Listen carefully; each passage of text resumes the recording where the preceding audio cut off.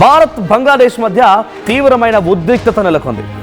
భారత్కి వ్యతిరేకంగా బంగ్లాదేశ్లో ఒక భారీ ర్యాలీ చేపడుతున్నారంట.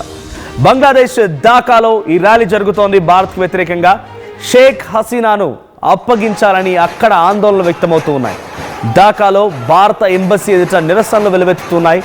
నిరసనలో వేలాది మంది బంగ్లాదేశ్ సంబంధించిన యువకులు పార్టిసిపేట్ చేస్తున్నారు. ఈ ఉద్రిక్తత నేపథ్యంలో భారత్ ఎంబసీని కూడా బంగ్లాదేశ్లో మూసివేయడం జరిగింది. సో మీ అందరికీ తెలిసిందే, షేక్ హసీనా ప్రభుత్వంలో ఉద్యోగాలకు సంబంధించిన విషయం పైన రిజర్వేషన్ల గురించి ఒక పెద్ద ఎత్తున ఆందోళనలు రేకెత్తించాయి.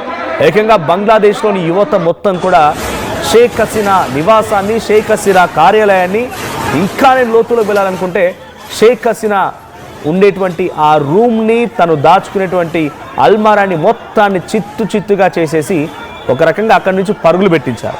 ఆ ప్రజలకు భయపడిపోయే షేక్ హసీనా అక్కడి నుంచి పారిపోయి ఇప్పుడు భారతదేశం దగ్గర శరణార్థిగా ఉండిపోయారు.